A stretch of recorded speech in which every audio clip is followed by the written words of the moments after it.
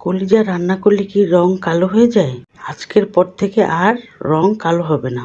ফুটন্ত গরম পানিতে আমি একটু লবণ আর হলুদ দিয়ে কলিজাগুলো সুন্দর মতো সিদ্ধ করে নিলাম। তারপর পানিটা ছেঁকে সুন্দর মতো ধুয়ে নিলাম। এভাবে আগে সিদ্ধ করে নিলে যেমনি খেতে স্বাদ লাগে, আবার রংটাও খুব সুন্দর চকচকে হয়।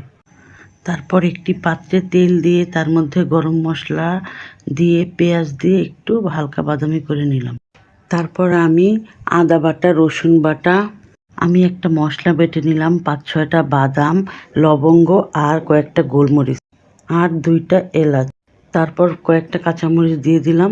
তারপর ভালো করে মশলাটা কষিয়ে ধুয়ে রাখা কলিজাগুলো দিয়ে ভালো করে কষিয়ে নিলাম।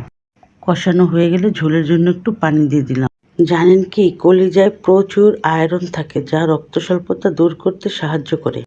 তাই বাচ্চা থেকে বড় সবার জন্যই এই খাবারটা অত্যন্ত উপকারী।